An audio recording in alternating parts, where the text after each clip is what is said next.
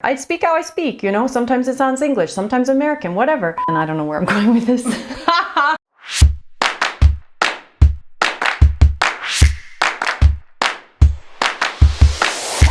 Hi everyone, in today's video we are going to talk about how to find your personal communication style and be your best self.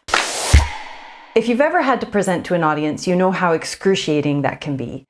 And so many of us want to be the next Steve Jobs or whatever famous communicator is your favorite.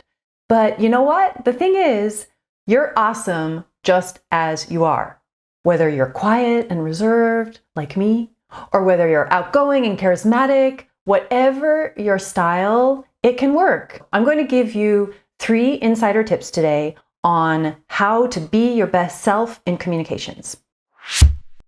The first one is play to your strengths.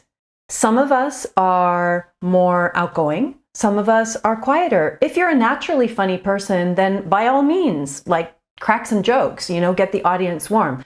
If you're not funny and you're kind of more serious, then be that too. If you're a hand talker and someone who likes to be quite expressive, do that. What matters is that you're playing up your strengths and not trying to be something you're not, because people can see right through that. And this is where communicators go wrong and presenters go wrong. Trying to emulate somebody else means you're going to be a second-rate somebody else and not a first-rate you. The second one, which might seem a little bit odd as a tip, is to actually use your perceived weaknesses to your advantage. We all have things about ourselves that we don't like. I'm not going to give you the list of mine about me, but we all have things we don't like or things that make us uncomfortable.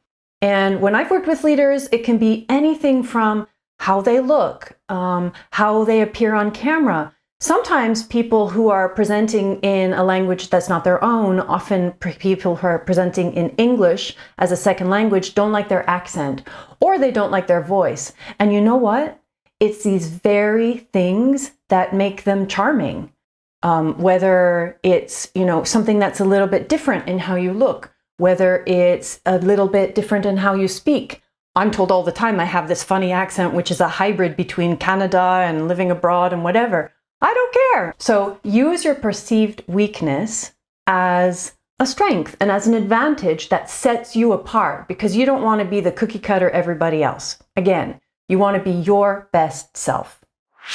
The third tip is to speak with passion, because ultimately people are on your side. Your audience is on your side and they want to hear from you and they want to hear the best from you. They can do that when you're talking with passion about whatever it is that you're talking about. So remember, the presentation is not about you, it's about your audience receiving the information you're sharing with them. And that should help not only with nerves, but also help you be able to present in a way that's most comfortable in how you would tell a story. So think about, how would you tell a story to your family around the table? You know, how would you share this information with them? And do it exactly the same way. So use your own voice, find your best self, and play it up to the max. Those are my 3 tips on how to be your best self and find your own personal communication style. If you like this video, be sure to give us a thumbs up. And if you have another communications question, be sure to let us know in the comments and we will take a look at that for a future video. And if you want to know more, you can pop on over to balanceblender.com, where we have a heap of comms tips for you. That's it for today. See you next time.